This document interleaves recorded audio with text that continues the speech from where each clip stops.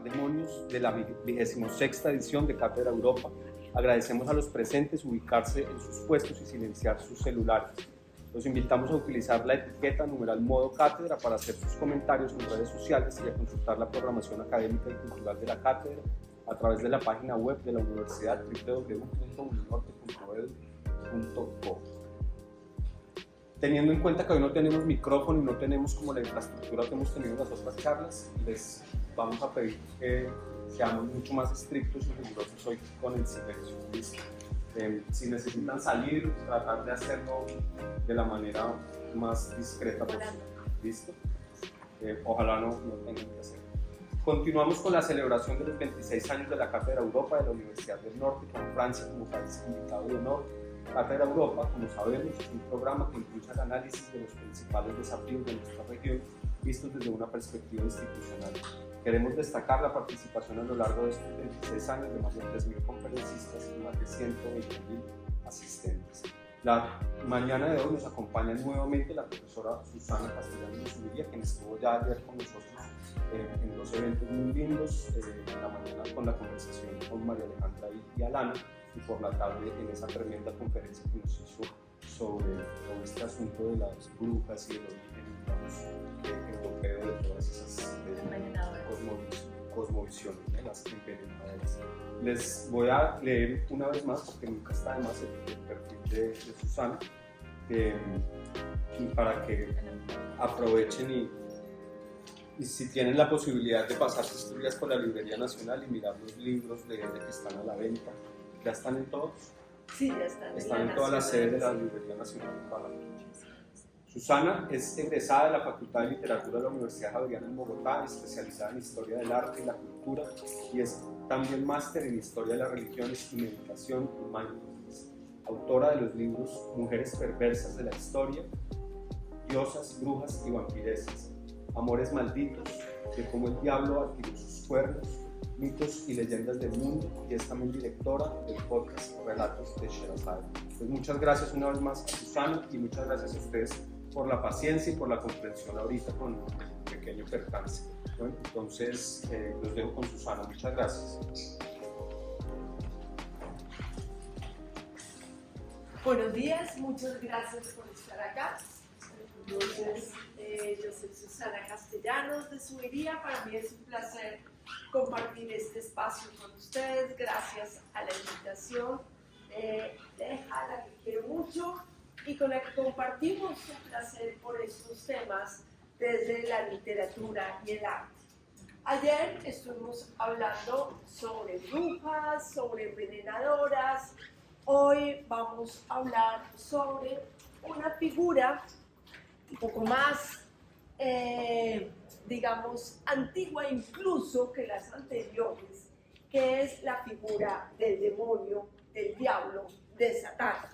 Entonces, en primer lugar, hay que hacer como un marco teórico y aclarar que vamos a hablar de una figura literaria como personaje y sus representaciones en el arte. ¿Listo? Entonces, nos desprendemos por un instante de las creencias religiosas para entrar en el ámbito de la representación artística y de la expresión de un miedo que se corporiza en el arte. De eso es de lo que estamos hablando. Entonces, mi formación es desde literatura, desde historia del arte. Vamos a hablar de este personaje, del diablo como personaje y sus representaciones en el arte. Entonces, para esto vamos a hablar de lo que se entendía como el arte de contar demonios. Es interesante que tengan en cuenta que en la Biblia, de donde surge, digamos, la interpretación que se hace de este personaje, no hay muchas referencias claras. Cuando estuve escribiendo este libro que se llama De cómo el diablo adquirió sus cuernos, empecé a mirar por qué tenemos la idea que tenemos del diablo. porque a veces tiene cachos, cola, alas, pero en ocasiones es un hermoso ángel. Y si hemos visto algunas de las películas contemporáneas, es incluso atractivo, ¿cierto? Es apuesto, es interesante. Entonces, ¿cómo cambia? Porque a veces es una bestia horrible y porque a veces es un guapo, incluso bastante guapo. Entonces, ¿qué es lo que pasa con eso? Entonces, en primer lugar, armando este marco que estamos haciendo, tenemos que tener en cuenta que el diablo como diablo, ¿cierto? Como lo imaginamos, un gran rey o emperador del mal, es una figura de la tradición eminentemente católica, pero fundamentalmente es del monoteísmo, es decir, en aquellas concepciones religiosas donde hay una gran figura del bien, va a haber una gran figura del mal. Eso quiere decir que en otras tradiciones no existía el diablo, ¿de acuerdo? Y por ejemplo, en la mitología griega no hay diablo. Si bien algunos de ustedes vieron la película de Hércules de Disney, que a mí me encanta, la figura de Hades va a tener ciertos elementos, ¿cierto? En común con un gran opositor del bien o algo así. Esa película de Disney no se parece a los relatos originales o algunas versiones que ustedes hayan visto, adaptaciones de la mitología griega en películas contemporáneas, que hace parecer como si los titanes fueran malvados, ¿sí? No, no es así en la versión original. Los griegos no dividían el mundo en lo bueno y lo malo. Los egipcios tampoco, aunque sí hay algo que tenemos que ir mirando y es, hay una idea del caos, una idea del desorden. Hay obviamente unas ideas de las enfermedades. Claro, hay unos elementos que no son muy chéveres, que no son muy cómodos, pero eso no quiere decir que exista una figura del diablo que abarque todo el mal y además que sea un tentador, que incite a decir mentiras o cosas por el estilo. Entonces, ¿cuándo va a aparecer esa figura? De las primeras figuras reconocibles, porque vamos a ver otras, van a estar en el periodo que conocemos como el románico. El románico es un interesante periodo artístico, más o menos siglo XI, XII, primera parte del XIII, en Europa y en especial en Francia. Y aquí vamos al punto, ¿cierto? Esta charla va a estar un poco enfocada en la construcción que se desarrolló en Francia desde la Edad Media, desde la plena Edad Media, la mitad de la Edad Media, en el románico. Entonces, aquí podemos ver siglo XII en esta iglesia de Sainte-Foy en Combe, que Sainte-Foy es Santa Fe. Entonces, en el tímpano, o sea, este es el tímpano, por acá es la entrada principal de la iglesia, se reconoce como románico porque los arcos son como una naranja partida por la mitad, a diferencia del gótico, que son como cabeza de aguja. Este románico, lo que quiere decir que es anterior, es de las primeras, y vemos que hay un tema. El tema es recurrente a muchos tímpanos de las iglesias, que es el juicio final. Entonces, en este juicio final, acá está Jesús, ¿cierto?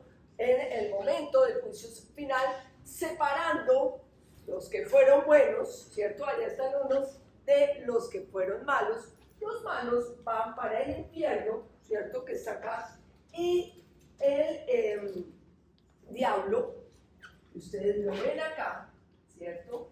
Va a estar, vemos como figura más importante porque es más grande y va a estar dominando ese espacio infernal.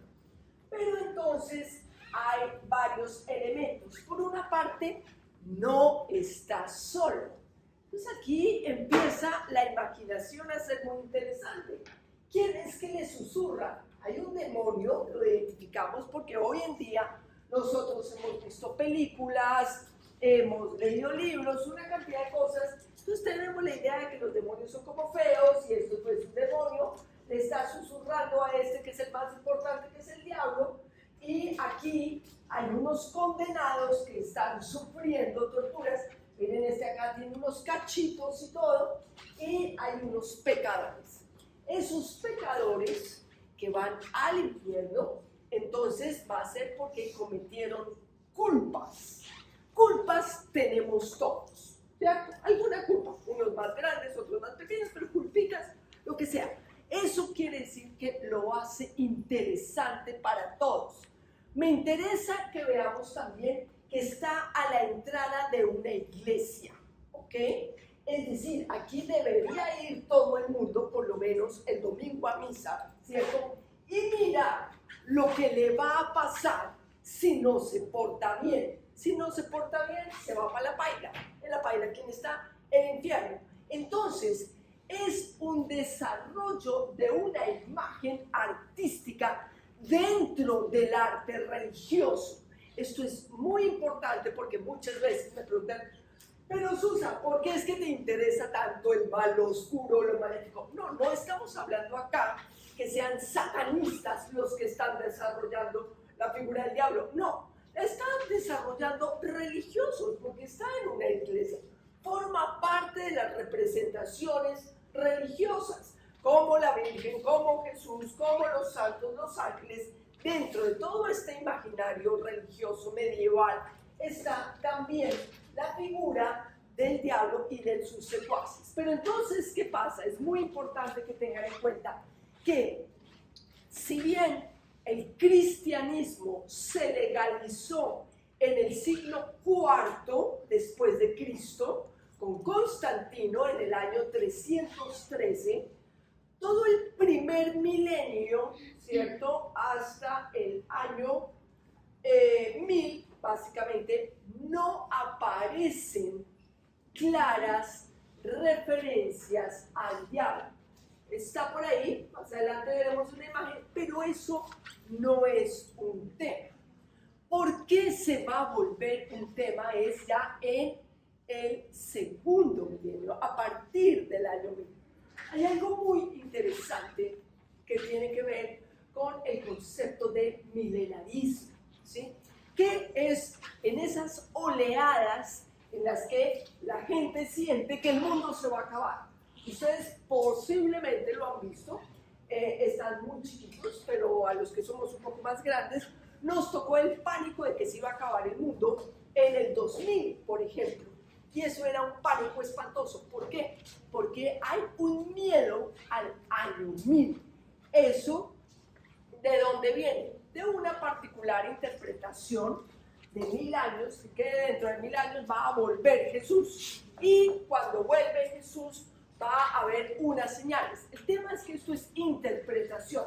Más allá de que unas personas crean esto, lo otro, lo de más allá, estamos hablando de que se cree que Jesús iba a volver después de 1000 años. Entonces, en el año 1000 pensaron que iban a venir a devolverse no vino, pero entonces, como no llegó en el año 1000, pensaron no va a llegar en el año 1000 de su nacimiento ni de su muerte, sino que va a volver a los 1000 años de que se legalizó digamos, el cristianismo con Constantino. Esto lo hace en el 1300, entonces empiezan a ajustar. Como no venía y no se acababa el mundo, entonces toca ajustar para seguir creyendo, entonces debe ser que estamos contando mal los años. Pero el punto es cómo se refleja esto en el arte, ¿cierto? Entonces tiene que ver con el tema milenarista y tiene que ver con una serie de fenómenos sociales que se van a dar. Entonces, teniendo como esta idea general, el marco de lo que vamos a hablar, vamos a seguir hablando de diablo. Entonces, acá seguimos que estas figuras del diablo que hemos visto tienen que ver con varios elementos. Acá ven ustedes una boca enorme que se come la gente. Es una boca recurrente. Entonces vamos a ver esto de dónde viene.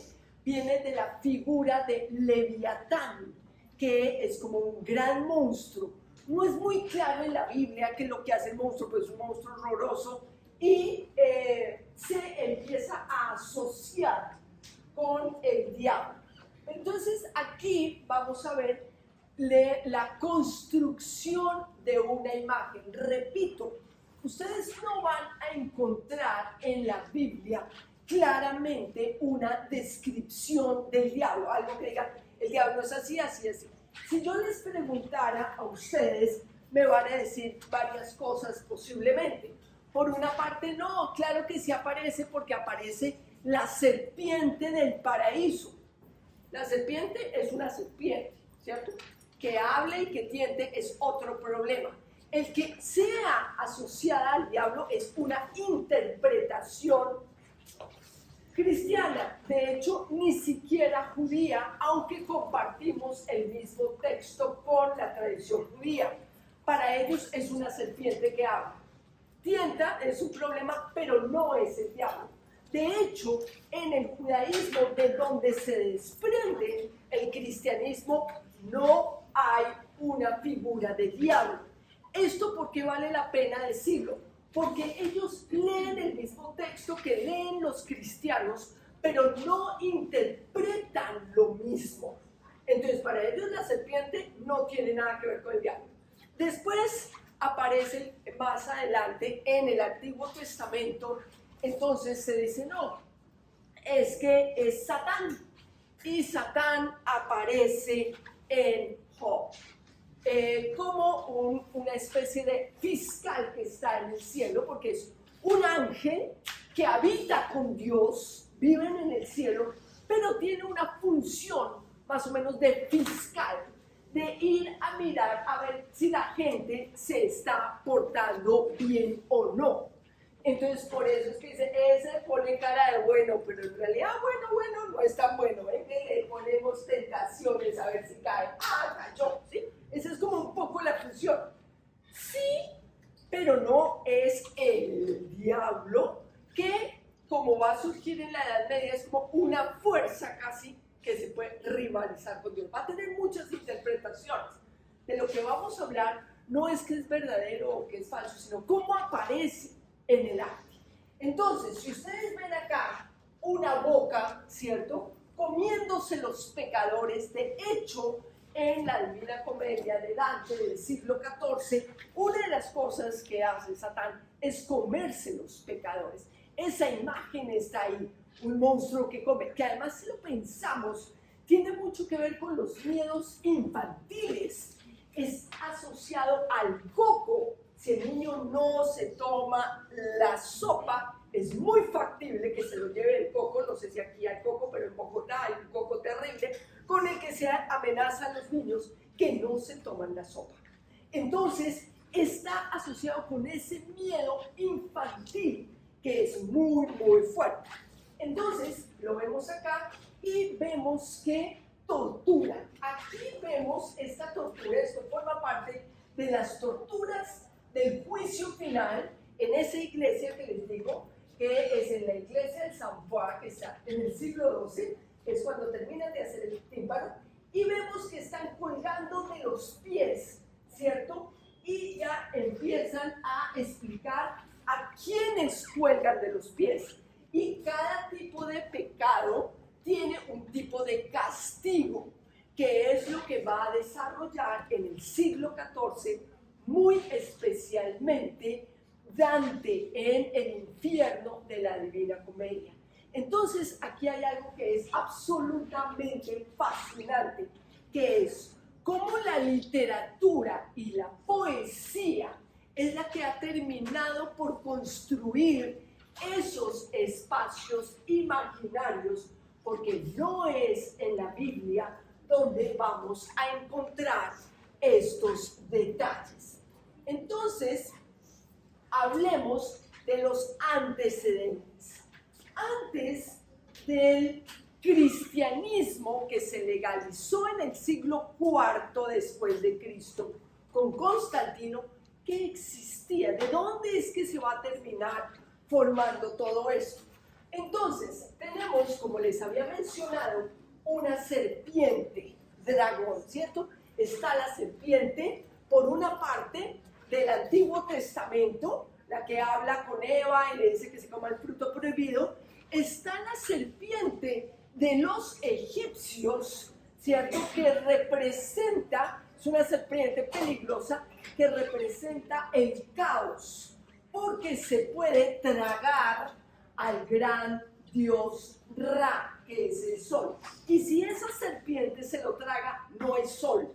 Y si no hay sol, es un problema gravísimo, pues, porque no va a haber más días, no va a haber nada, todo va a quedar en oscuridad y todo se vuelve un caos. Entonces, esa serpiente sí representa un caos, sí representa un peligro, pero no es una serpiente que le esté diciendo a nadie: oye, di mentiras, eso que importa, oye, mira, esa persona está más chévere, ¿cierto? Que tu esposo o que tu esposa, ve, cáele. No, no está tentando esa serpiente. Es un riesgo espantoso de que el universo caiga en desorden, pero no tiene en Egipto esas características de tentador. Entonces hay elementos, sí, pero no en conjunto. ¿Qué otros personajes tenemos? Entonces, está la serpiente, está el Leviatán, que les había dicho que también aparece, que es un monstruo terrible. Está algo súper interesante, que es en los pueblos cercanos a Israel en el Antiguo Testamento, ¿cierto? Que son los cananeos, los filisteos. Imaginemos por un instante dónde estaba el pueblo de Israel, ¿cierto? Esa tierra prometida que le ofrece, según el Antiguo Testamento, el Dios del Antiguo Testamento a los descendientes de Abraham. Entonces, ¿qué pasa? Abraham era un sumerio, vivía en Sumer. En Sumeria había muchos dioses y hay un Dios, ¿cierto? Que dice: no, no, yo no creo en muchos, yo creo en uno solo. Y Abraham se va para el territorio actual de Israel, Palestina, toda esta zona, porque dice que ese Dios se lo ofrece, que es para él, para su descendencia, listo. Se queda ahí con un solo Dios y se asume desde Abraham en adelante que es el primer oficial monoteísta. Hay otro en Egipto, pero ese es otro drama diferente. Este es el primer monoteísta importante, porque el otro no fue importante porque duró muy poco. Entonces, este es el primero, Abraham, y va a determinar el pueblo de Abraham, que es el pueblo de Israel del Antiguo Testamento, que los dioses que no sean el de ellos son falsos y son malvados. Entonces, esa demonización de los dioses de los otros pueblos, ¿cierto? Entre los que estaba originalmente Baal. Baal era un dios de los cananeos, un dios de los filisteos, ¿cierto? Era un dios de los pueblos vecinos a Israel. Después, con el tiempo, como aparece como un dios enemigo del pueblo de Israel, va a ser, a finales de la Edad Media y Renacimiento, el nombre de un demonio. Entonces, Belcebú, que ustedes lo conocen, ¿cierto? Porque aparecen películas de miedo. ¿Alguien ha oído hablar de Belcebú? Sí, ese es el diablo, es otro nombre del diablo. Lo que pasa, ¿de dónde viene ese nombre? Viene de Baal. Y Baal era un dios de los cananeos y de los filisteos y de los babilonios, pero originalmente no era malo, simplemente era un dios del pueblo enemigo, ¿ok? Entonces, eso le va a dar ciertas características y se va a ir demonizando. Entonces, el concepto del diablo tiene que ver con demonizar a lo otro, a lo que no soy yo y a lo que creen los otros. Entonces, así se va construyendo. Por otra parte, ya en el Nuevo Testamento va a empezar a aparecer unas muy breves referencias a que el demonio o el diablo tiene que ver con ser el rey de este mundo, ¿cierto? De las cosas materiales. Entonces, eso se va a reinterpretar en la Edad Media y por diferencia, ¿cierto?, al espacio de Dios, que es el espacio de lo espiritual. Pero entonces, para armar esta imagen hay que coger ideas de un lado, imágenes del otro, y se va construyendo en el arte y la literatura. Por otra parte, tenemos también la imagen o la referencia al ángel caído. Entonces, el ángel caído, que este es además uno de los motivos por los cuales aparece muchas veces muy hermoso, el ángel caído era un ángel, ¿cierto?, según ciertas interpretaciones, que era muy hermoso y quiso para él la adoración que se le daba a Dios. Y entonces no quiso, en algunas interpretaciones se rayó con los humanos que hizo Dios, en otras interpretaciones se rayó con Dios mismo. El punto es que se va del cielo y él solo quiere, digamos, gobernarse a sí mismo y hacer lo que se le da la gana, pero es un guapo, ¿ok? Pues no es un monstruo como el Leviatán, ¿cierto? Ese es. Entonces, de ahí vamos construyendo las diferentes interpretaciones, que como les digo, no hay una sola. Acá va a estar asociado fundamentalmente a la soberbia, a creerse igual o más que Dios. Ese es un concepto importantísimo porque, por ejemplo, esa idea sí existía entre los griegos, que es lo que se llama la ibris o la desmesura. Entonces, no debemos creernos más que los dioses. Ser un sobradito, un igualado con los dioses, en la mitología griega sí manda al tártaro. Pero el problema es mío, es mi propia soberbia y mi propia desmesura. No es que nadie me está diciendo, Susana, mira, debes... No, es un problema interno. Si yo me desequilibro y me creo demasiado, pues corro el riesgo de ir al tártaro. Pero ese concepto está representado en este personaje.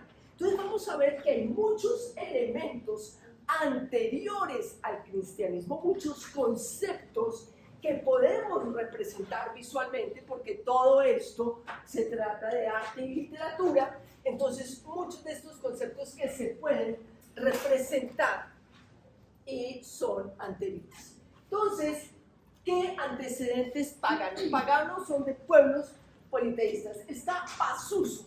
Pazuzu es uno de esos dioses que eran de los pueblos cercanos a Israel, un dios asirio. Pazuzu va a ser importantísimo, sobre todo si ustedes han visto películas de terror, porque muchas veces, como él está de moda, ¿por qué? Porque este se descubrió en un hallazgo arqueológico con su letrero que dice, yo me llamo Pazuzu, entonces todo el mundo sabe cómo se llama, y tiene muchos elementos que después va a tener una figura mucho más reciente, que es el Baphomet. Entonces, acá tiene una mano hacia arriba, una mano hacia la tierra, es una figura alada, ¿cierto?, que tiene cabeza de animal o de bestia, y estos elementos, esta es una figura del siglo VII antes de Cristo, ¿ok? Es asirio, pero entonces ya tiene, sí, digamos que esto podría visualmente asociarse con un demonio, pero ¿qué pasa con este?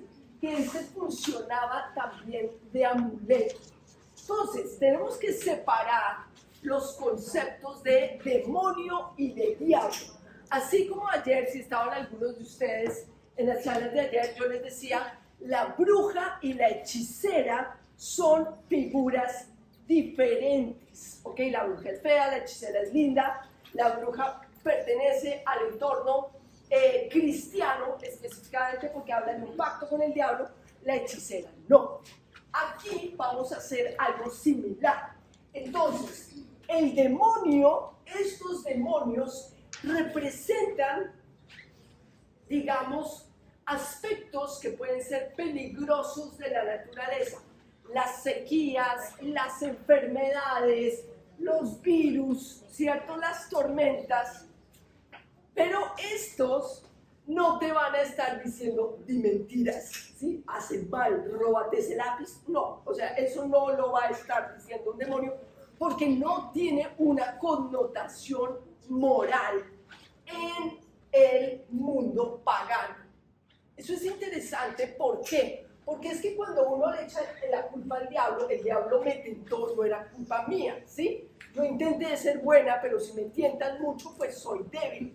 No, eso no es lo que pasa en el mundo pagano. En el mundo pagano uno se hace cargo de lo que uno hizo, ¿sí? Que alguien me tentó de malas, si alguien lo tentó, eso es como tener malas amistades, ¿sí? Entonces uno va y dice, no, es que ella me dijo que hiciera eso. No, ¿cuál ella me dijo? Usted solita puede pensar, ¿cierto? Eso es un poco lo que pasa.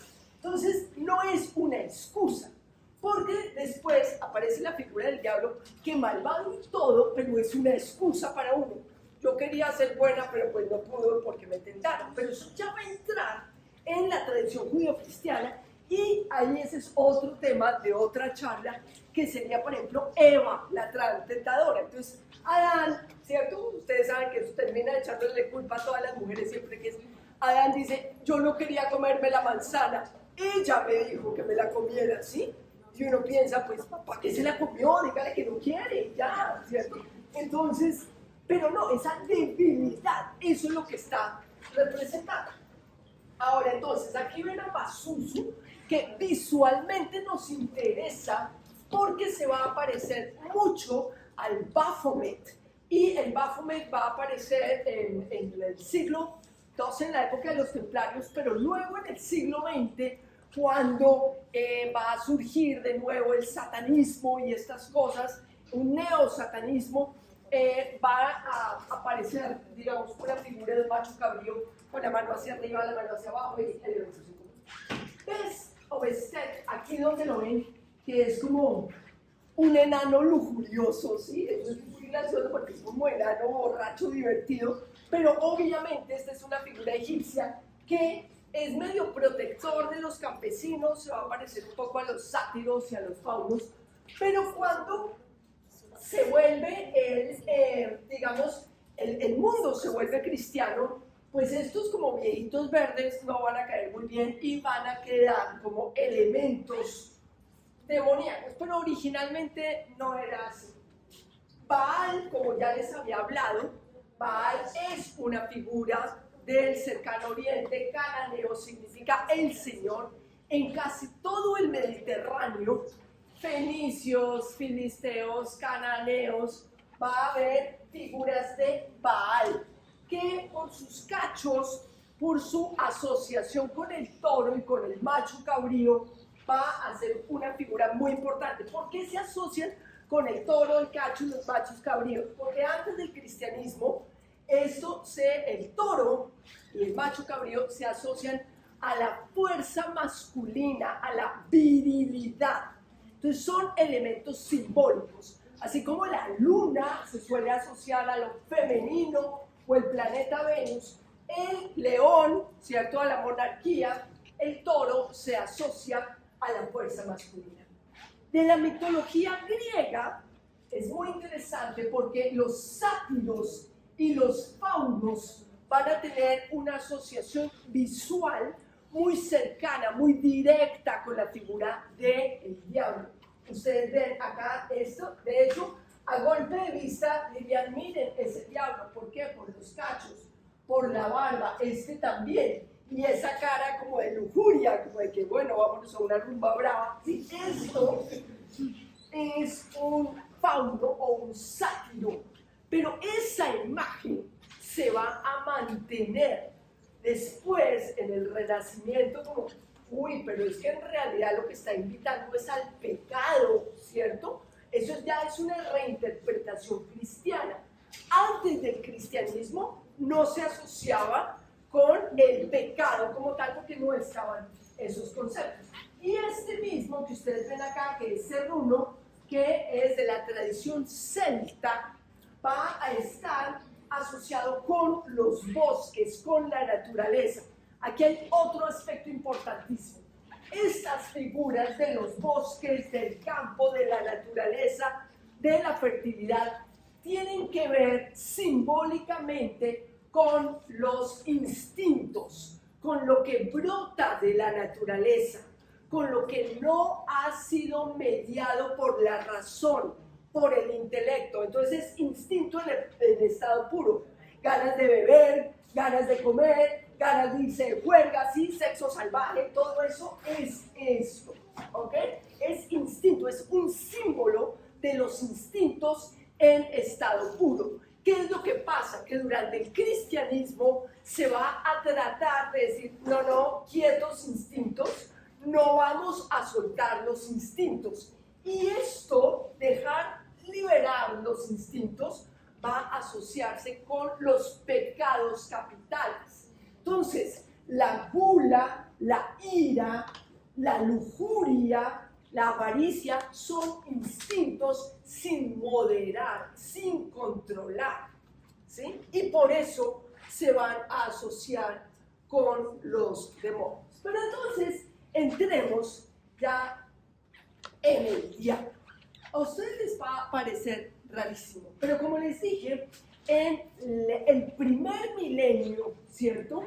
Esto sería desde Cristo hasta el año 1000, pero como sabemos, el cristianismo fue prohibido desde Cristo hasta el 313. Entonces, todos esos, digamos, 300 y pico de años, no va a haber arte visible. Hay algo en las catacumbas, pero no hay arte visible porque está prohibido. Se puede hacer arte visible por la superficie de la tierra después de Constantino, a partir del siglo IV. Antes no hay. Y entonces aquí, esto es siglo VI, entonces es de las primeras versiones que vamos a ver. Y esta es de las primeras interpretaciones que vamos a ver de Jesús en el juicio final, en la resurrección, separando las ovejas de las cabras. Aquí donde ustedes ven este ángel azul tan bonito es el ángel del mal. O sea, las cabras están con él. No tiene las características que va a tener después de todo un proceso de construcción del diablo. Pero es de las primeras representaciones de que los que pecaron, la cabra, ustedes han oído en el cristianismo, las cabras van por un lado, a mí me parecen interesantísimas las cabras, por supuesto, las cabras van con este y las ovejas van con el otro. Ese es bizantino, ese que ven ahí, y como le ven la cara, pues él tiene una cara neutra, no es una cara pues nada terrible. A partir del siglo IV, con Constantino, se va a ir consolidando el cristianismo, se va a ir definiendo en qué se cree, cómo se cree y qué características tiene cada cosa.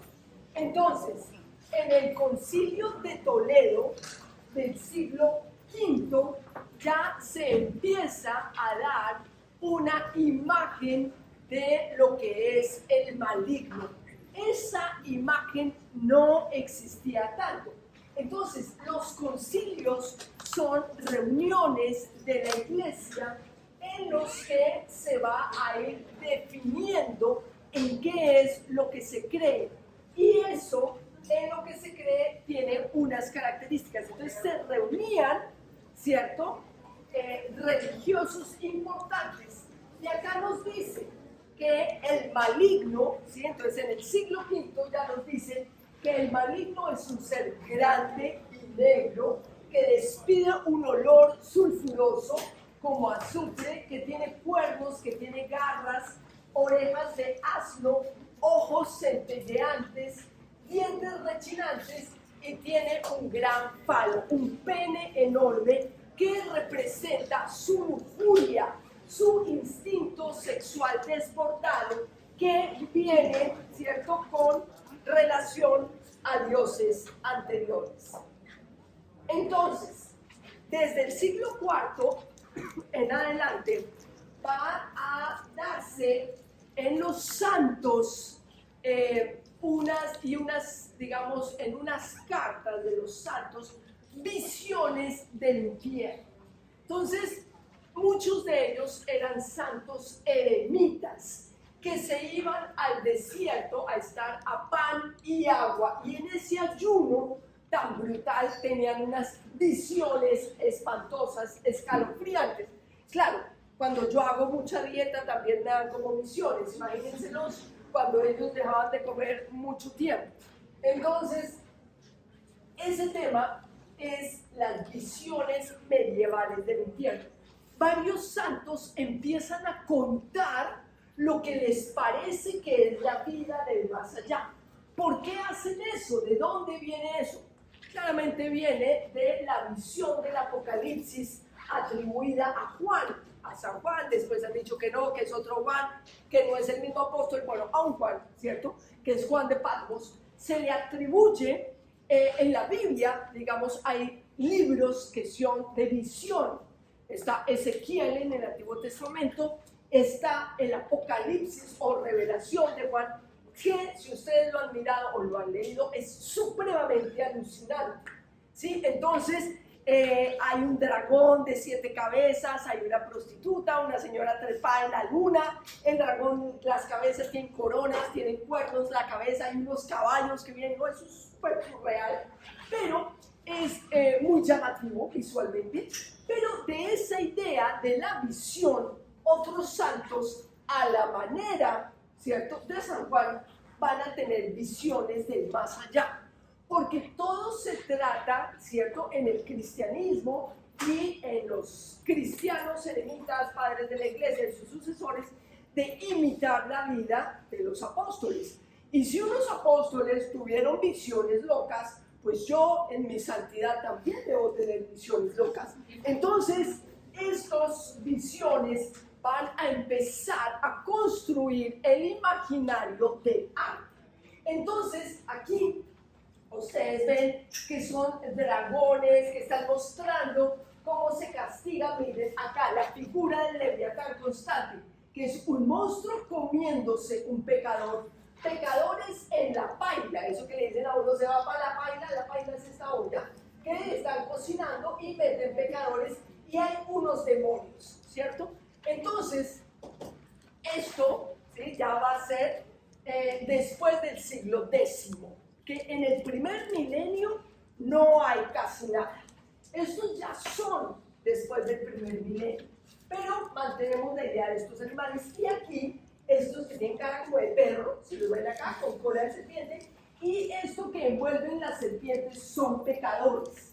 Hay otra cosa interesante que aparece desde el siglo XII, y es que los demonios tienen una cara en la cabeza y otra en los genitales, que es un concepto muy interesante, que es como si la zona de los genitales, la vida sexual, es un demonio en sí mismo. Eso se va a representar constantemente en la Edad Media, y es como si los humanos no tuvieran control de su sexualidad, sino que un demonio particular los estuviera arrastrando, ¿sí? Entonces, esa es una imagen bastante interesante.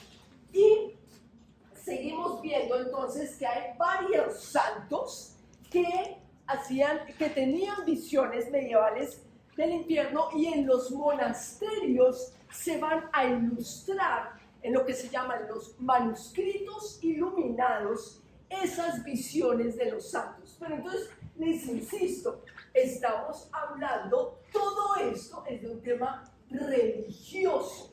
Estas imágenes surgen de los monasterios, surgen de los conventos, ¿ok? Después les voy a hablar de otros que no están en los conventos, pero de todos modos, esto es para que vean cómo se va construyendo. Entonces tenemos la visión del infierno por San Agustín en la Ciudad de Dios, San Agustín que sigue siendo uno de los filósofos más importantes. No se habla mucho de sus visiones del infierno, pero si ustedes detallan sus libros va a aparecer su visión del infierno. Está la visión de San Pablo, el Apocalipsis de San Pedro, el Apocalipsis de San Pablo. Estos son libros apócrifos, es decir, se les atribuyen a los apóstoles, pero no están dentro del canon oficial de la Biblia. No sé si ustedes han oído hablar, porque se habla de muchos libros apócrifos. Está, por ejemplo, cuando hablan del Evangelio de María Magdalena, ¿sí? O el Evangelio de la Biblia. Esos son siempre evangelios apócrifos, porque no están dentro del canon oficial. Estos también, hay una cantidad de libros apócrifos. No quiere decir que, digamos, la Biblia lo que tiene particular es que se supone que está inspirada por Dios, pero entonces muchos de estos Apocalipsis de San Pedro y San Pablo no sabemos si sí eran de los apóstoles o no, pero no importa. ¿Por qué? Porque son lo suficientemente antiguos como para darnos una imagen medieval, porque son medievales, de lo que se creía como el más allá. Entonces, aquí ya nos van a hablar de pecadores separados, como les decía, según su tipo de castigo, y hay unos demonios que están usándolos, atormentándolos, pero no se sabe mucho de ellos, ¿cierto? Simplemente se sabe que hay demonios. Entonces, vamos a ver imágenes de Satanás en las iglesias francesas. Si ustedes hacen un recorrido por el arte románico, que como les decía, va siglos 11, 12, 13, principios del 14, van a ver que en las iglesias es donde encontramos estas representaciones. Un diablo que va a tener cabeza de animal, cachos, un cuerpo, y va a estar atormentando. Y además está haciendo acá algo muy interesante, que es pesando las almas. La idea de pesar las almas tampoco es originalmente cristiana, no está en la Biblia. ¿Eso de dónde viene? Viene por una parte del zoroastrismo, que es una religión antigua, muy anterior al cristianismo, de Zoroastro, más o menos, no tienen la fecha exacta, pero es más o menos unos 900 años antes de Cristo. Sí, y ya tenía el zoroastrismo la idea de pesar el alma en el momento de la muerte para saber para dónde se va. También tienen esta balanza que aparece acá, los egipcios, y se pesa el corazón. Entonces la idea de un juicio con balanza también es precristiana. Entonces van a ver, si ustedes miran con detalle las iglesias romanescas, van a ver estas figuras que son bestiales. Miren acá, ya aparece con alas. Alas, ¿por qué? Porque era un ángel o porque provenía de los demonios del cercano oriente, que eran babilonios o sumerios, y estos eran representados con alas como Pazuzu. Entonces están las dos interpretaciones. Pueden tener alas porque fue originalmente un ángel, según unas interpretaciones, o porque es la demonización de los dioses del cercano oriente, como Baal, como Pazuzu, como todo esto. Tenemos entonces en los capiteles, que son las cabezas de las columnas, en el románico, están muchas de ellas llenas de demonios, principalmente. Y ahora acá. ¿Acá?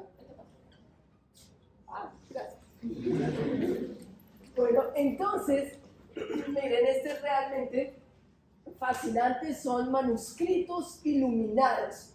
Acá ya empezamos a ver que hay niveles, ¿cierto? Entonces, ¿qué es lo que se va a condensar en la Divina Comedia de Dante? Todos hemos oído hablar de la Divina Comedia de Dante, pero Dante no se inventó nada. Él retomó las tradiciones ya existentes y les dio forma. Y les da forma, entonces ustedes ven en azulito, como ese demonio que les mostré, que era muy bonito, azul, sentado junto a Jesús, que era un ángel, ¿cierto? En el siglo VI, de ahí mantienen todavía el azul, porque uno se pregunta, ¿pero por qué el azul? Es que venía siendo el color de la noche, lo oscuro, el inframundo, ¿sí? Y acá, entonces, hay uno más importante, lo reconocemos visualmente porque es grande, y estos demonios se nota que son servidores de este más importante. Eso es por un análisis visual que hacemos. Nadie nos ha dicho nada. En este momento, estos demonios que ustedes ven ahí son anónimos, como también lo son los artistas de la Edad Media. El anonimato en la Edad Media, además, es importante porque es un símbolo de humildad. Nadie quiere dar a conocer su nombre, salvo que sea un rey, un hombre muy importante, pero el resto somos trabajadores, tanto los artistas como los demonios, todo el mundo es super X, nadie está exaltando su nombre. Pero aquí estamos viendo, este es otro libro que es bastante interesante, que es Los Milagros de Nuestra Señora, y entonces la Virgen también va a pelear ella misma contra demonios y aparecen representaciones. Aquí vemos un leviatán, ¿sí? Este es un manuscrito iluminado, esto ya es siglo XIV, de la, digamos, de Catalina de Cleves, y este que ustedes lo ven acá, que es espectacular, que es un demonio, ¿sí? Con varias cabezas, varias representaciones, que tiene acá, tiene escamas. Miren lo que les decía acá, que en la zona de los genitales tiene otro rostro, para especificar como la personalidad independiente que tiene la sexualidad de las personas y que es tan fuerte que lo hace pecar. Como la sexualidad es un pecado aparte de los otros muy fuerte, y además eso tiene su propio demonio. Acá ven ustedes estos muy animalescos. ¿Qué significa que sean animalescos? Que son instintivos, que son actos que no han sido mediados por la razón, por el intelecto, porque se supone que los humanos lo que deben hacer para ser buenos cristianos es pensar, no, yo tengo un impulso instintivo, pero me voy a controlar, porque no es lo correcto, porque yo quiero hacer un camino espiritual, y entonces para eso tengo que contenerme y no dejarme llevar por las tentaciones representadas en los pecados capitales. Entonces todo esto que estamos viendo acá, estos libros que son bellísimos, como ustedes ven, son manuscritos iluminados, hechos a manos, antes de la aparición de la imprenta. Todo esto son libros religiosos, son para rezar y acordarme lo que no debo hacer porque es un pecado terrible. Entonces vemos la boca del infierno, miren de nuevo el concepto del leviatán y los demonios, ¿cierto? Siglo XIV, acá también aparece este monstruo, la boca del leviatán. Entonces les aparece este fragmento, el Hellmouth, es la entrada al infierno, representada como la gran boca de un enorme monstruo, una imagen que aparece por primera vez en el arte anglosajón hacia el siglo XIII y luego se extiende por toda Europa, siendo frecuentemente aparecen las representaciones del juicio final hasta el final de la Edad Media. Entonces, en el arte anglosajón va a ser muy frecuente esta...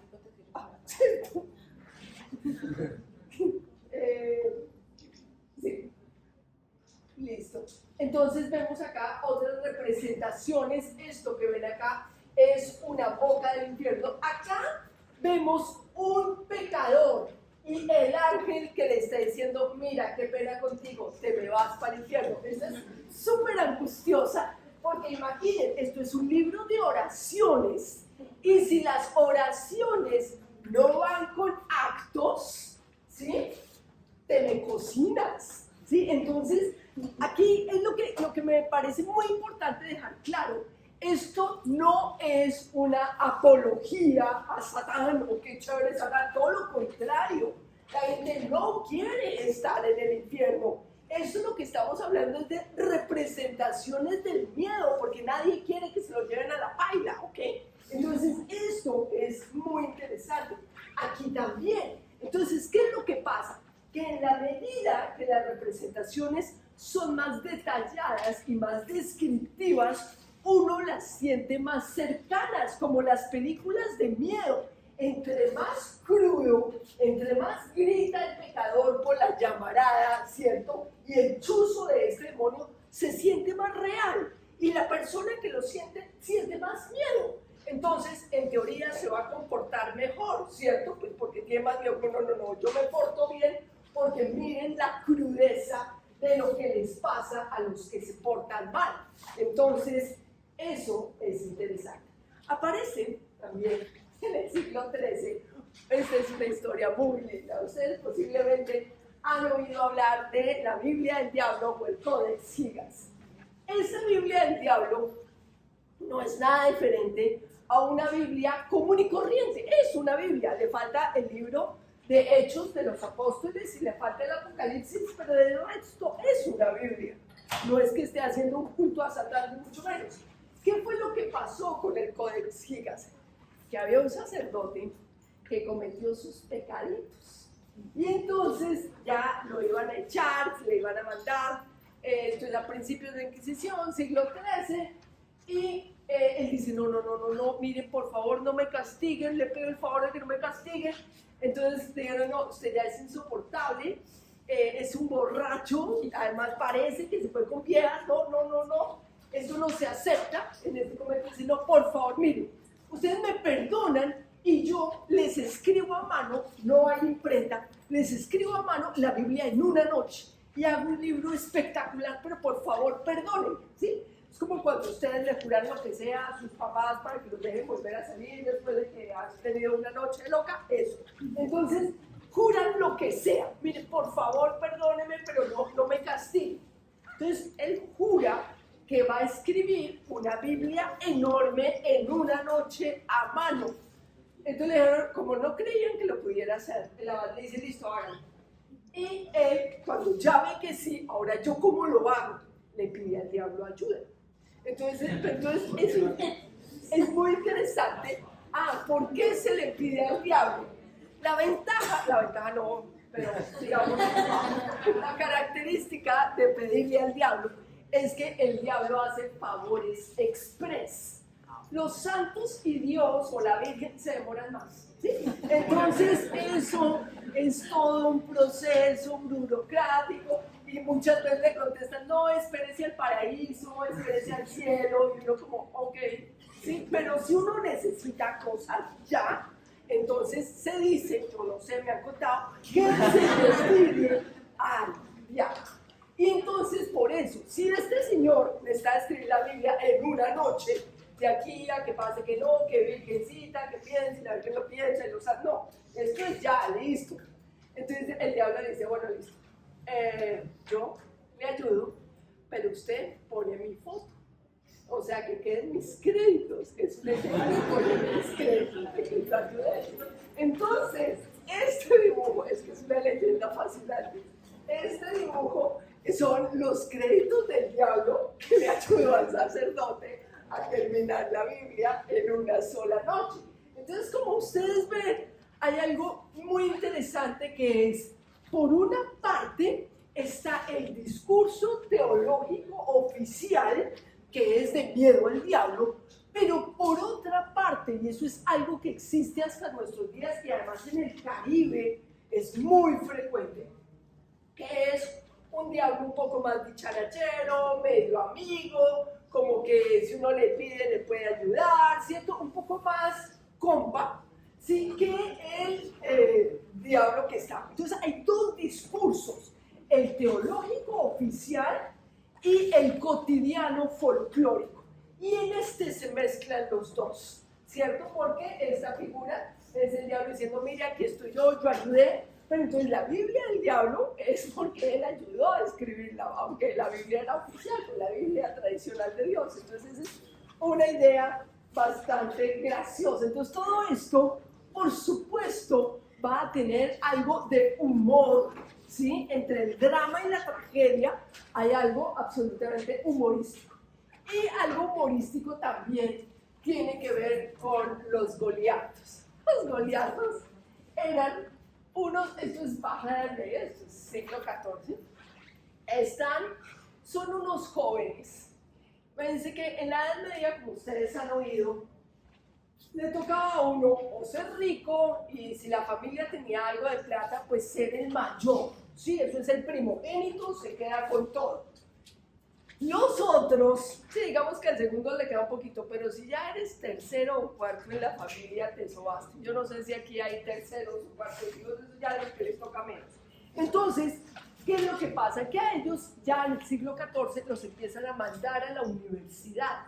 Son estudiosos, son universidades de teología para volverse sacerdotes, pero son estudiosos.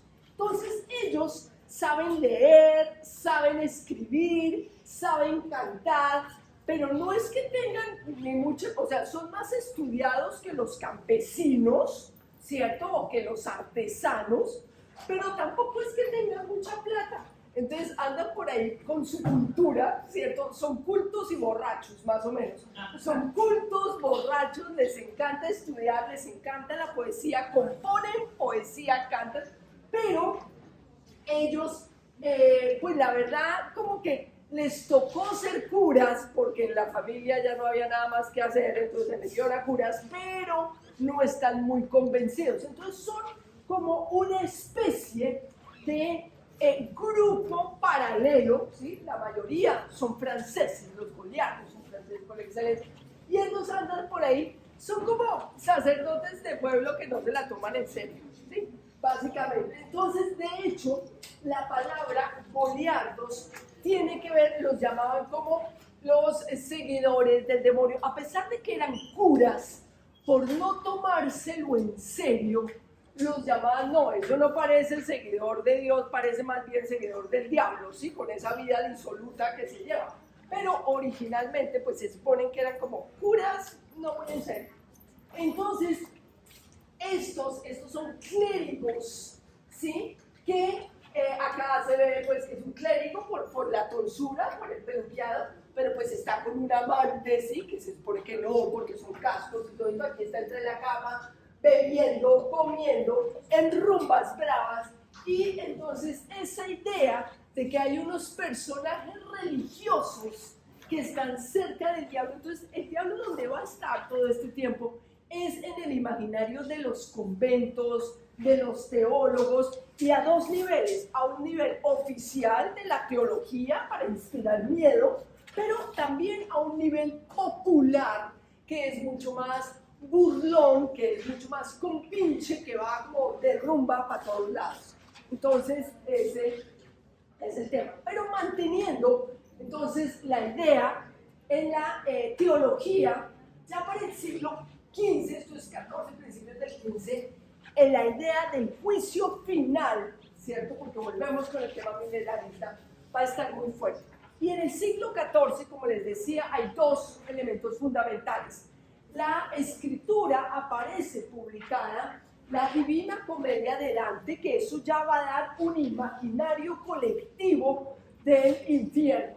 Es como cuando todos ustedes ven una película o una serie, eso ya, o leen un libro, eso ya forma parte del imaginario colectivo, porque todos tenemos ese referente. Eso pasó con la Divina Comedia. La Divina Comedia marcó el referente de su época de lo que es el infierno.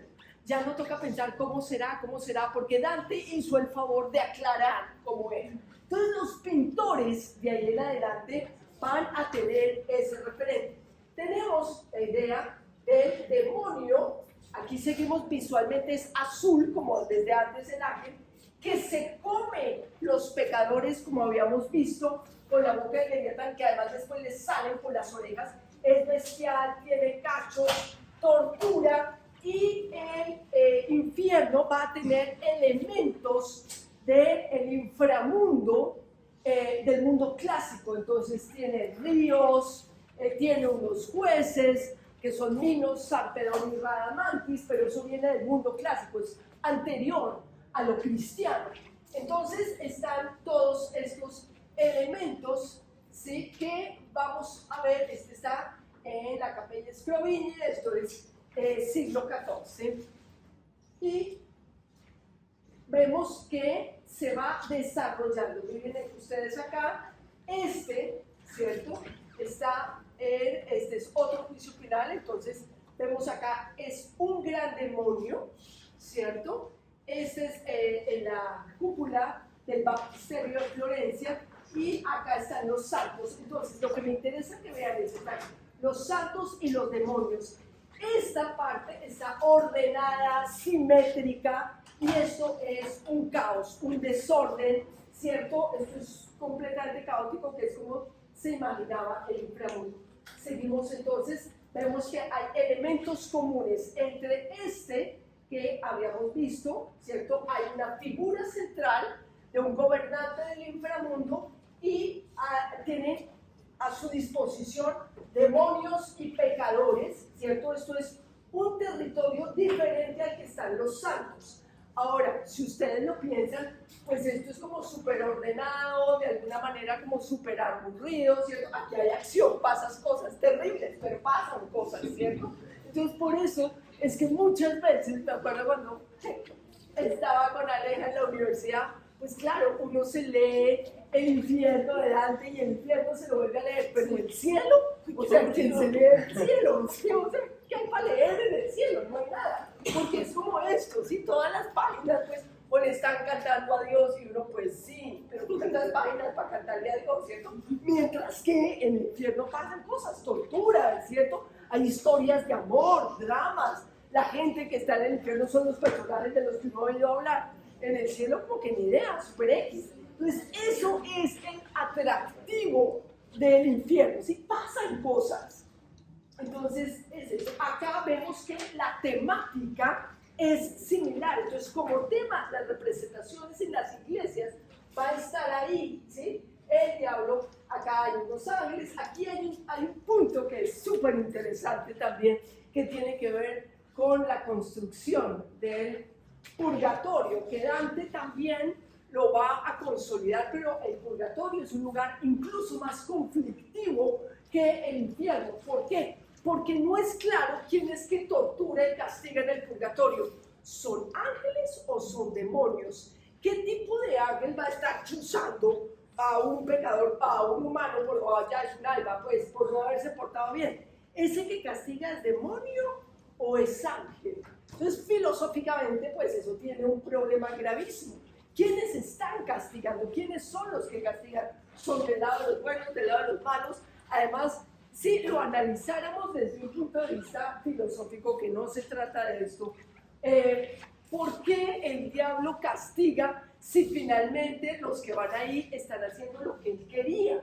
Sí, en última se está trabajando para Dios, porque está trabajando los que no hicieron lo que Dios quería, deberías premiarlos. Entonces hay una cantidad de confusiones con este tema que los estudiosos de las religiones van a tratar de dilucidar los siglos que vienen. Siglo XIV es también el siglo de los templarios. Ustedes deben haber oído hablar de los templarios. Ya nos estamos metiendo en el corazón de Francia, que es en este momento. Entonces los templarios son este grupo de nobles franceses que quieren ir a rescatar Jerusalén de las manos de los musulmanes. Pero ellos son super play, ellos son gomelísimos, más ricos que el rey de Francia, y el punto es que al rey de Francia no le gusta que ellos sean más gomelos, más ricos y más plays que él. Entonces los va a acusar de pactar con el diablo para quitarles la plata. Entonces ahí es cuando aparecen las acusaciones de que ellos le rinden culto al Baphomet y no a Dios. Entonces aquí aparece esta idea de un Baphomet como una deidad precristiana que tiene que ver con los templarios, pero los templarios eran supercultos. Los templarios dicen que no, que ellos no son paganos, que no adoran el diablo, que todo esto es una invención porque les quieren quitar su plata. Entonces todo esto, digamos, queda en un espacio de la leyenda, un espacio oscuro que no es muy claro qué es lo que está pasando. Finalmente condenan a los templarios a muerte y el líder de ellos va a maldecir al rey Felipe por castigarlos injustamente, y de hecho de ahí viene la maldición del viernes 13. ¿Sí? El viernes 13, toda la superstición es porque condenaron a muerte al líder de los templarios, al que habían acusado de hacer pactos con el diablo, entre otras cosas. Entonces el siglo XIV es también el siglo de la Divina Comedia de Dante. Esta ilustración, este es un grabado de Doré, que ya es siglo XIX. En el siglo XIX se va a volver a tomar todos estos temas. Este está acá porque me parece, o sea, de verdad es que es bellísimo. Miren el demonio, miren esas alas enormes, él está súper aburrido. Ahí abajo, ¿sí? En esta parte, en la parte puro abajo, según Dante, el infierno es fría, porque el demonio, que originalmente pues era un ángel, lo arrojan desde el cielo, cae, se abre un hueco en la tierra, que es lo que forma el infierno, y hasta la cintura queda enterrado, que está acá, ustedes lo ven enterrado, y con las alas para tratar de salir, pues bate, eso es como un ventilador que va todo, entonces congela por el frío todo lo que está alrededor y más arriba se va a hacer caliente. Pero esto es hielo. Entonces se va construyendo el imaginario, pero es un imaginario en últimas poético, artístico.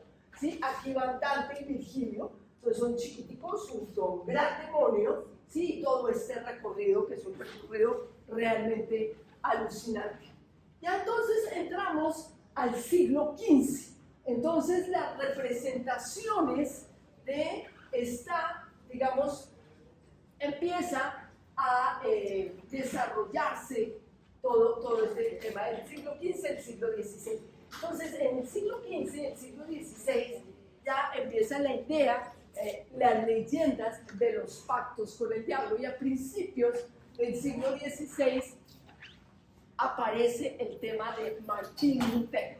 Con Martín Lutero, ustedes saben que el catolicismo se parte y se forman los protestantes.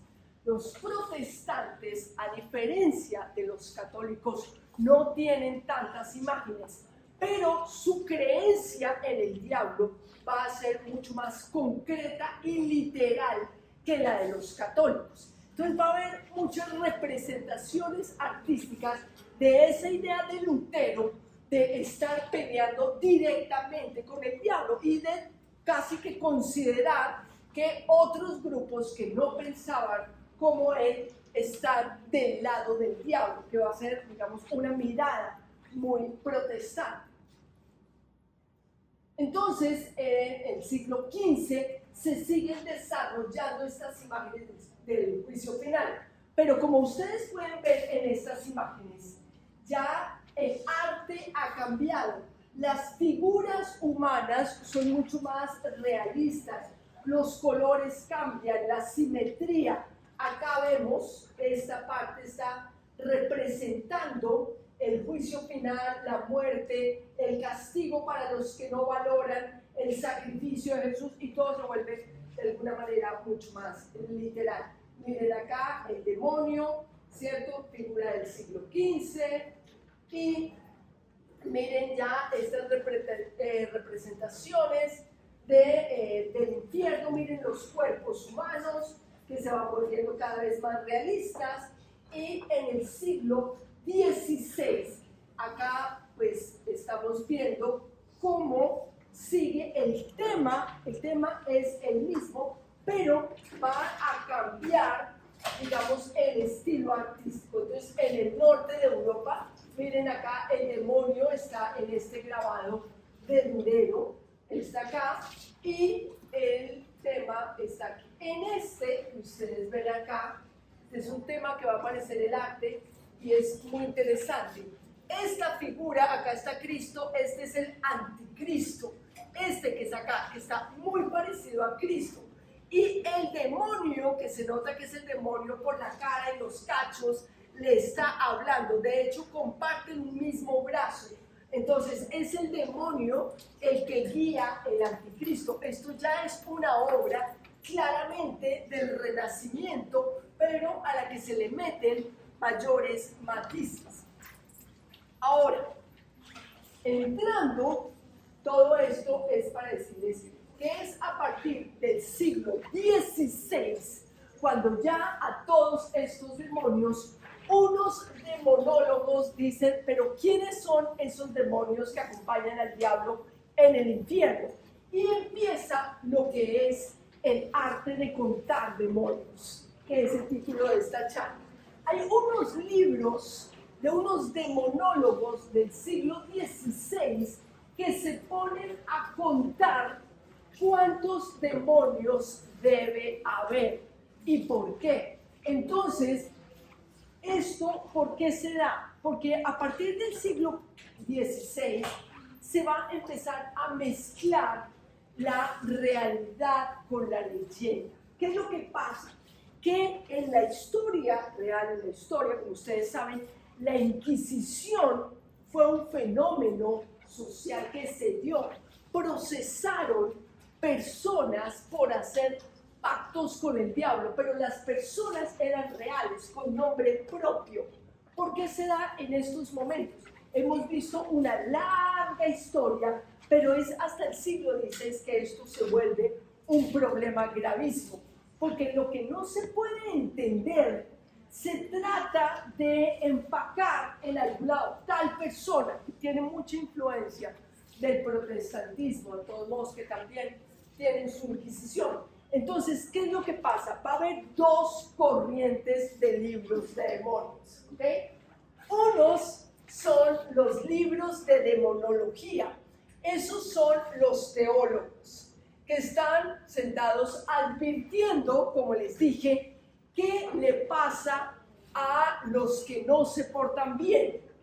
Y entonces dicen, van a ir a un infierno, el infierno está organizado, es similar al cielo, pero abajo y oscuro. Entonces hay varias legiones de demonios y se imaginan usualmente el infierno y los demonios como un gran ejército.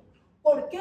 Porque en la Biblia, en el Apocalipsis, se dice que hacia abajo que fue arrojado el dragón, serpiente o diablo original y sus diablos, sus compañeros fueron arrojados con él. Y además dice antes que estalló gran batalla en el cielo. Entonces, así como a los ángeles se dice que lideran ángeles, la batalla es contra demonios que tienen otro ejército. Entonces ya ahí, en esa interpretación que es demasiado importante en el imaginario de Occidente, hay una batalla de buenos contra una batalla de malos. Eso, aunque se vea simple, es crucial en el imaginario de Occidente. ¿Por qué? Porque hoy en día estamos acostumbrados a las películas, a las historias, a las narraciones de buenos contra malos. Como les dije cuando comencé la charla, en la mitología, en las tradiciones politeístas, no es así por lo regular. Todos los personajes tienen matices, pero cuando tú ya tienes el bien contra el mal, no hay matices.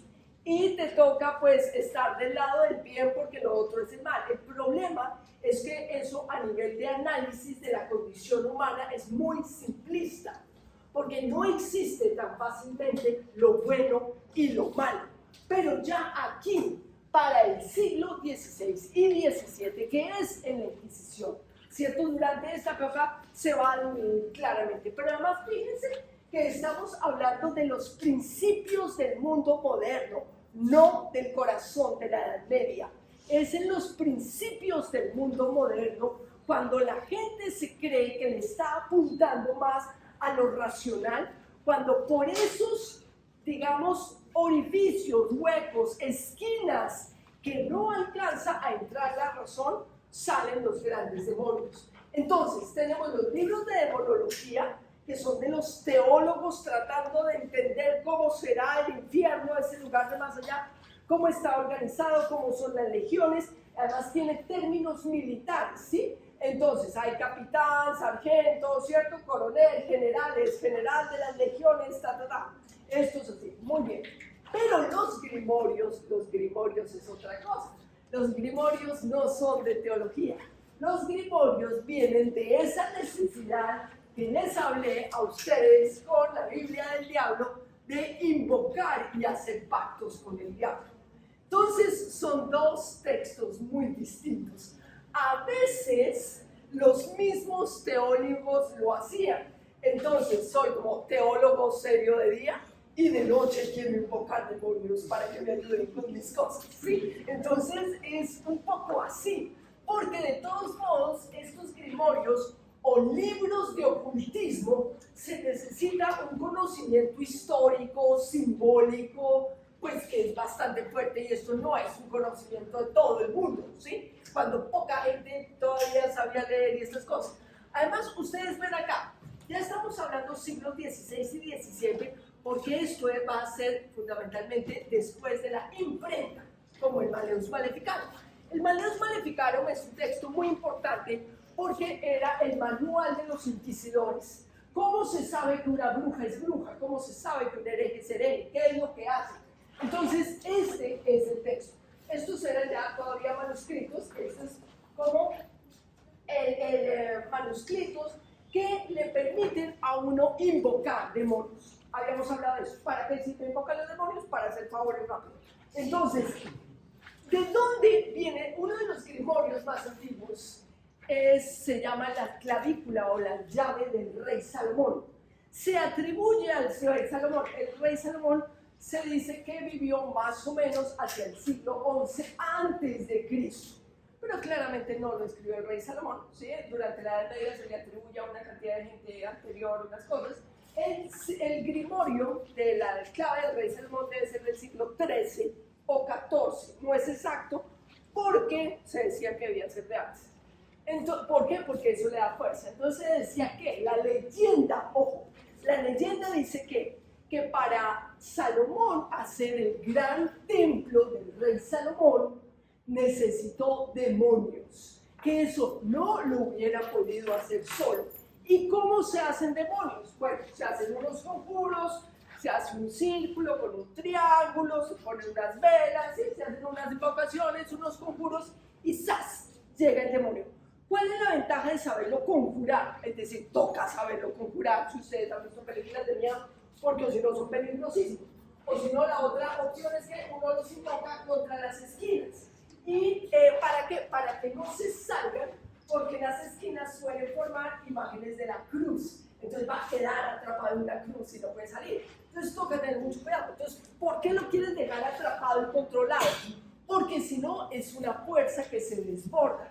Entonces, la idea es que tú lo invocas y lo dominas. Los grimorios son para invocar demonios y dominarlos, para tenerlos como esclavos. ¿Eso de dónde viene?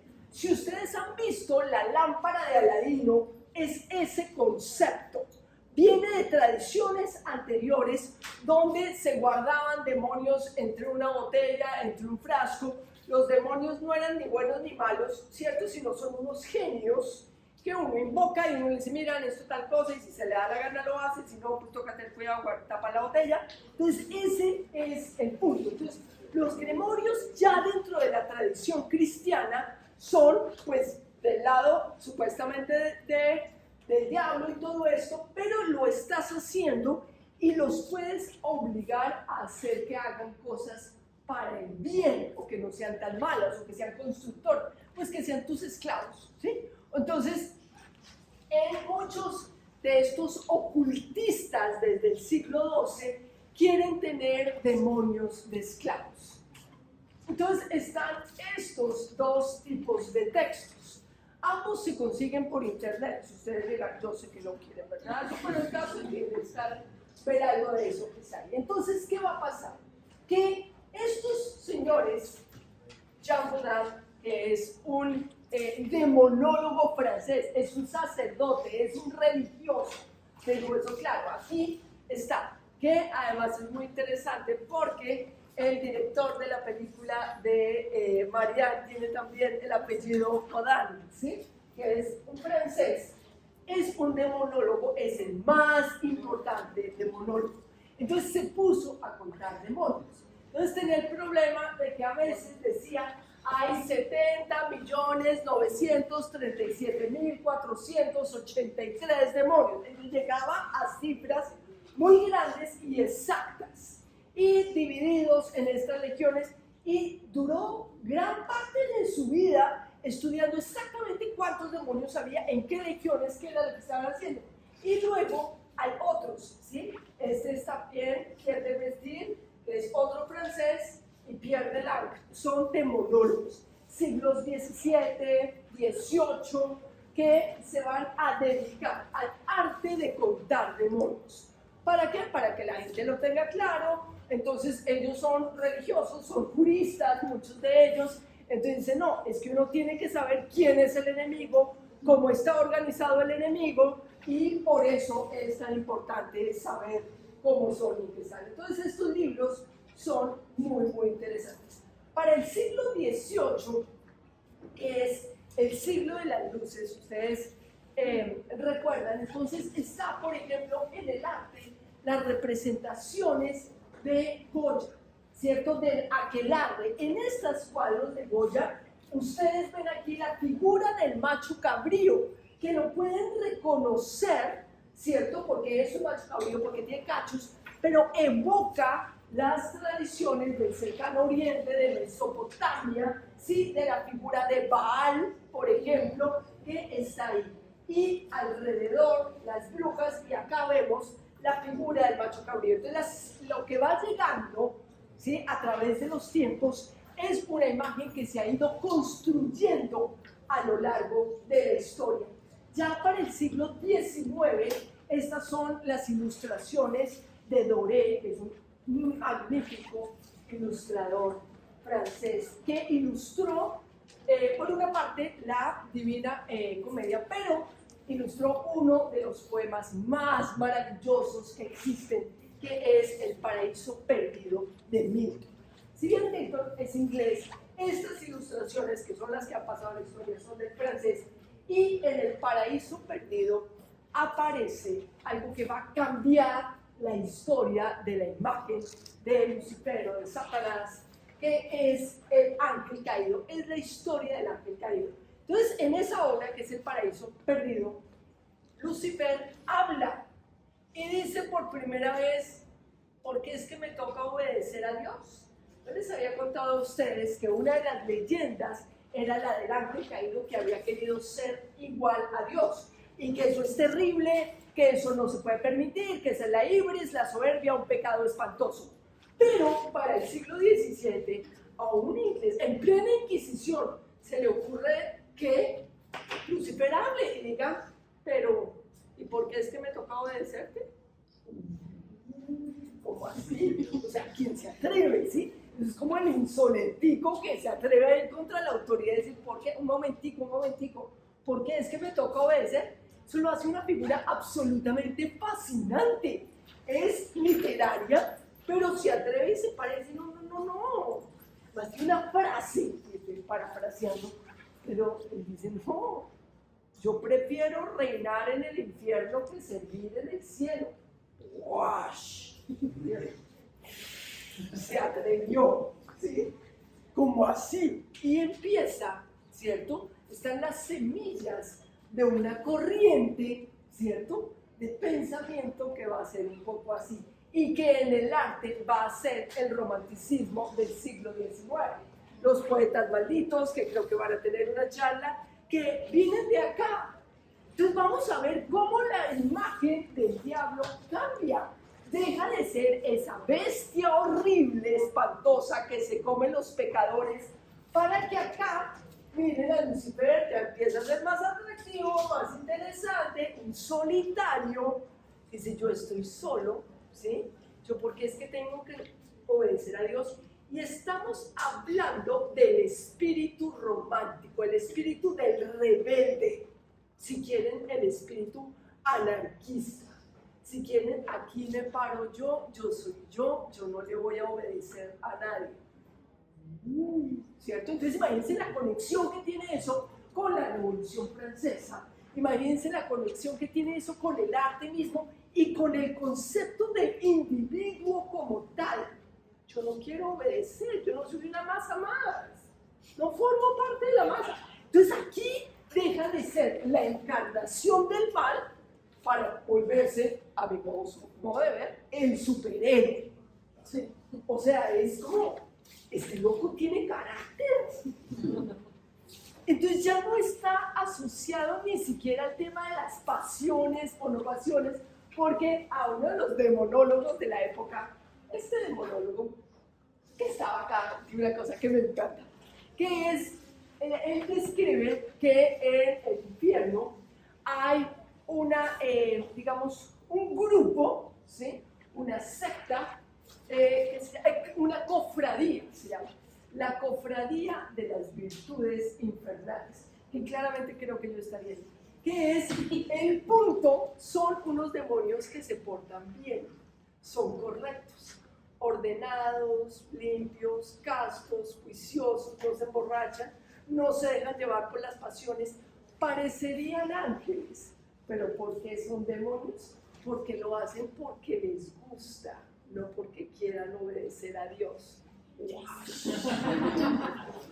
Entonces, por eso les digo, o sea, estudiando estas figuras y esta imaginación, uno dice, aquí hay algo que me gusta, ¿sí? Entonces ya no desprenden el concepto del demonio, de lo instintivo, para hacerlo refinado, ¿cierto? Se portan bien, me encanta, yo soy juiciosa, me encanta, pero soy juiciosa porque se me da la gana, no porque esté obedeciendo a nadie, eso me parece lo más. Entonces, volvemos, y esa idea que está acá, la volvemos a ver de alguna manera en esta figura de Lucifer, que es, yo no quiero obedecer, yo solito puedo medirme. Esto es un poema, esto es literatura, esto no estamos hablando de nada religioso, sino estamos viendo cómo se ayuda a construir la imagen de Lucifer. Aquí vemos que es el ángel caído, lo vemos solitario porque es una figura solitaria, marginal, maldita sea, ¿sí? Y está solo, triste, la existencia es muy difícil porque está solo, claro que es difícil, pero es el mismo.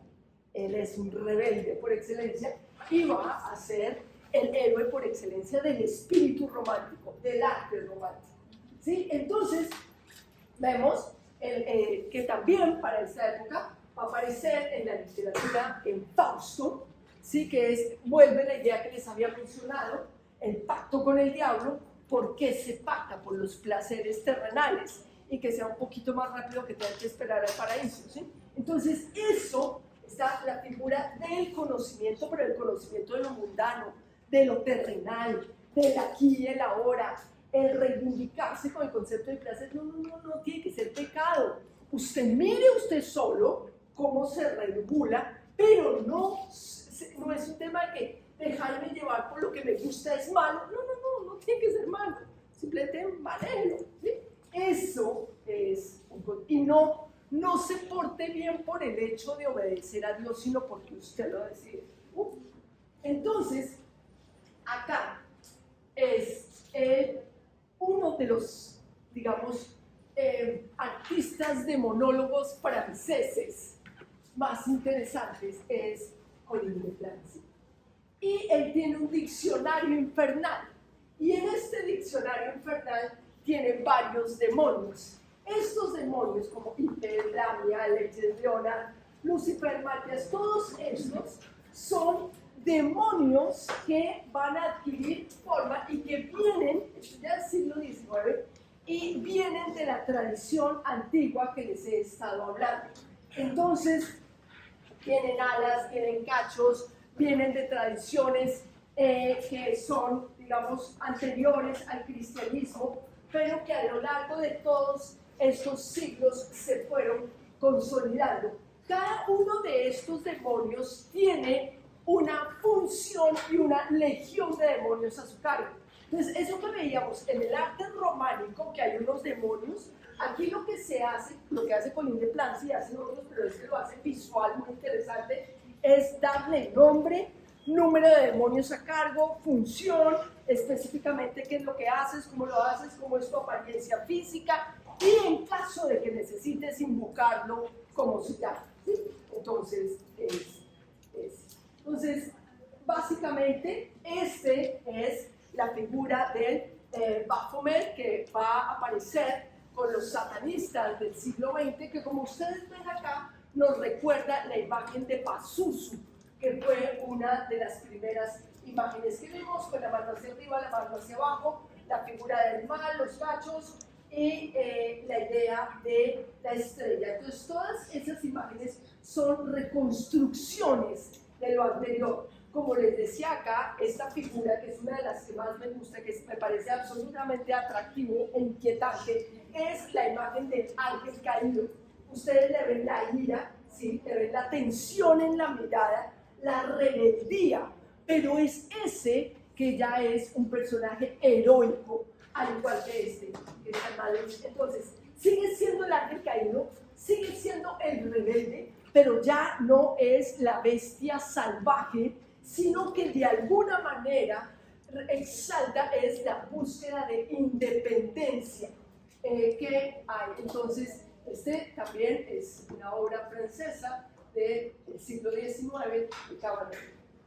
Para cerrar, me interesaba hacer un homenaje al maestro Botero, que es nuestro pintor colombiano, y presentarles a ustedes algunas obras del que tal vez no conocen y que están asociadas con el demonio y que también conservan estas ideas de demonios que vienen desde la antigüedad. Entonces, estos demonios voluminosos, ¿cierto?, que están acá, que conservan la imagen del infernal y el tenedor, las alas, todo esto, pero pues que ya pertenecen a una época contemporánea y que forman parte de la tradición colombiana. Muchas gracias.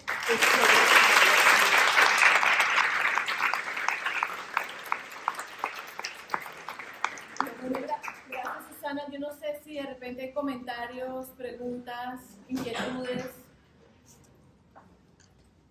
Quedaron asustadas. Mira, acá hay uno, dos, tres. Empezamos por acá. 1, 2, 3, 4.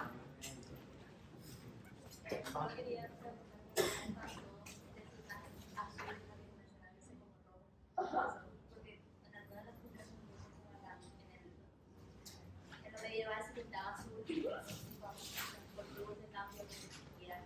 Claro, originalmente era azul cuando no estaba determinado tanto el fuego.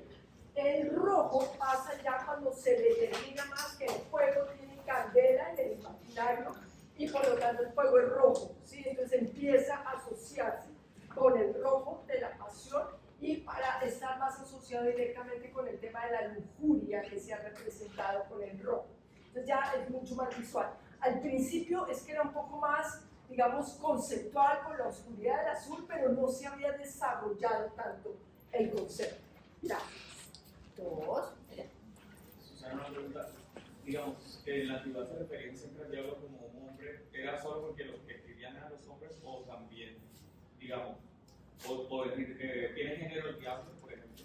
Es muy interesante tu pregunta. Tú me prestas el cosito para buscar. Por supuesto. Mira, Baphomet. Acá tiene senos, ¿sí? En algunas representaciones, sobre todo a partir del siglo XIV, tiene senos, es decir, lo hacen andrógino. Originalmente es masculino. La figura que va a ser, digamos, su equivalente femenino por excelencia es la bruja. Y por eso se dice que la bruja hace pacto con el diablo, que la bruja es amante de Satán. Incluso en algunos relatos ella llega incluso a controlarlo a él. ¿Sí? O sea, la bruja en algunos relatos es supremamente poderosa. Pero me interesaba hacer referencia a que aparece como andrógino, sobre todo a partir del siglo XVII, XVIII, la ambigüedad por excelencia se asocia también a lo femenino, ¿sí? Incluso hay unos cuadros muy interesantes en los que se asocia con la figura del hermafrodita, ¿sí? Porque tiene eso sinuoso, eso inquietante. Puedo ser cualquier cosa, puedo aparentarse ser lo que se necesite, ¿sí? Ese es interesante. Gracias. ¿Quién era 3? A 3. Una pregunta. Habías mencionado que en la literatura judía había como tal una imagen de Satanás, ¿correcto? Sin embargo, tengo como una pregunta acerca de esto. En la literatura judeocristiana, como usted dijo, tenemos el libro de Job. Y aquí, como tomando los apuntes acerca de Job, dice en Job 1:7, y dijo Jehová a Satanás.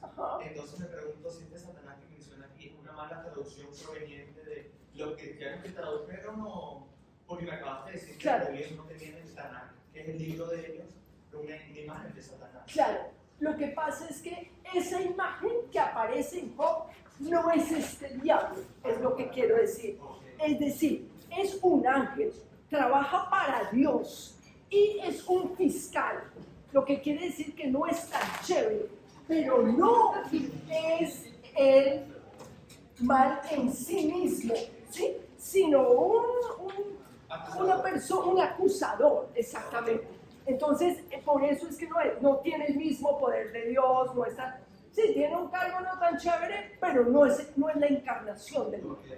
Y mi otra pregunta sería también con respecto a la literatura cristiana, y es de dónde sacan los mediadores la concepción de que Satanás gobierna el infierno cuando encontramos muchos pasajes en la Biblia, por ejemplo en Mateo 21:42, que dice que Dios ha preparado el fuego para el diablo y sus ángeles, para los demonios. Entonces, ¿dónde viene ese imaginario de que Satanás no es castigado del infierno por los pecadores, sino que de hecho incluso ayuda a Dios a castigar el gobierno? ¿De dónde viene eso? Es una zona muy confusa. ¿Por qué? Porque de todos modos es como si hay una fusión también por otro lado, tardía, por supuesto, entre Satanás y Hades, como rey del inframundo. Él domina otro territorio que está debajo de la tierra, que incluye los muertos, ¿sí? Entonces, por ese lado, pero esto es una construcción literaria, tú vas a encontrar varias versiones. No hay una versión oficial de él porque es una zona demasiado gris. Okay, o sea, claro, pero me refiero a una construcción, ¿correcto? Sí. Pero partiendo de la construcción medieval, de que la Biblia, lo uno y lo otro, Sí. si la Biblia claramente estaba diciendo una cosa y era que de hecho Satanás no gobierna, sino que es castigado, ¿dónde vino la idea de los sacerdotes? Esas ideas locas de que Satanás de hecho estaba gobernando, ayudando, no era castigado, o sea, ¿de dónde vino eso? Ese es muy interesante. Hay una visión medieval, que es una visión muy importante, que se llama la visión de Tyndall. Y esa va a tener muchísima influencia porque ahí ya aparece un imaginario de un personaje gobernando el inframundo. Y como ya está visible y lo otro son conceptos a nivel popular, les es más fácil asociarlo con un relato que existe, porque lo otro es un discurso teológico complejo. Sí, Exactamente, y la gente del común ni leía la Biblia, ni se iba a poner a leerla, y además es demasiado complicado porque no es un relato unido, sino que es como lo que se va construyendo y que se puede conectar con relatos paganos, por decirlo así, ya existentes. Entonces se le va cambiando como el nombre y se va adaptando. Pero esa visión de Tyndall es bastante interesante para mí. Tyndall. Acá. Lo que yo tenía era una sugerencia. Hay una serie en Prime Video, en la de Prime Video, que se llama Buenos Presagios, Sí. que es básicamente un retelling de la Biblia, de historias bíblicas, y es una sátira a la misma. Además de que es una representación del Apocalipsis, pero en el mundo moderno. Creo que le encantaría. Claro que sí, por favor, si me escriben, Les quiero preguntar. por favor me escriben. Uy, sí, no la he visto y me encantará verla. Dale, claro, gracias. ¿Qué relación tiene o podría tener el concepto que existe relativamente nuevo, o sea, no tan nuevo, yo creo que 19, con todo este mundo de la tecnología, de que los demonios o el diablo se presentan en diferentes formas ante diferentes espectadores, Sí. diferentes personas. Con lo que usted me explicaba de que nuestra visión del diablo proviene de nuestro miedo de pronto más profundo. Sí, muy bien. Eso es muy interesante porque lo que tú dices tiene que ver exactamente con esto.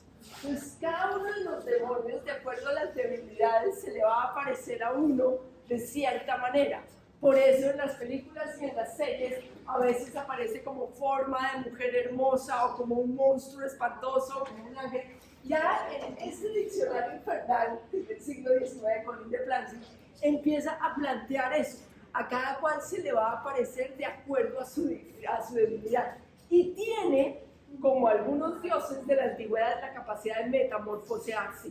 Ese es un poder particular de brujas y demonios. Sea porque incluso ahorita que mencionaba Fausto, Mefistófeles se le aparece a Fausto en forma de una oración.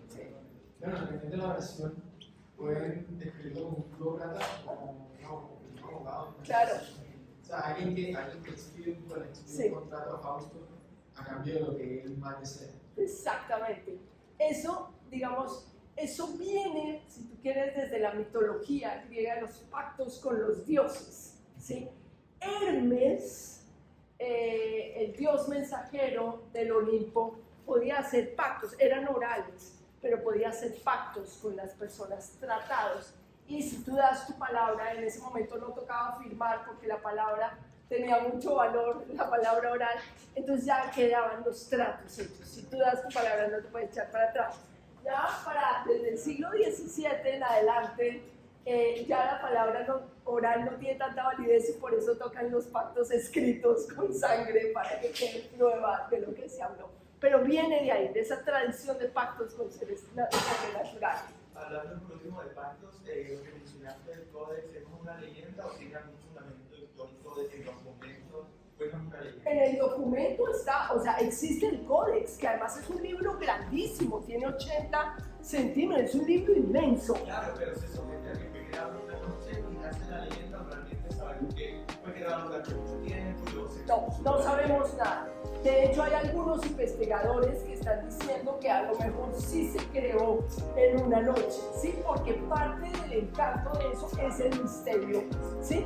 Entonces hay unos que se ponen a probar, ¿será que esto se pudo haber hecho en una noche? Sí, porque existe, o sea, hasta este momento la leyenda es como el único relato oficial que existe de ese libro.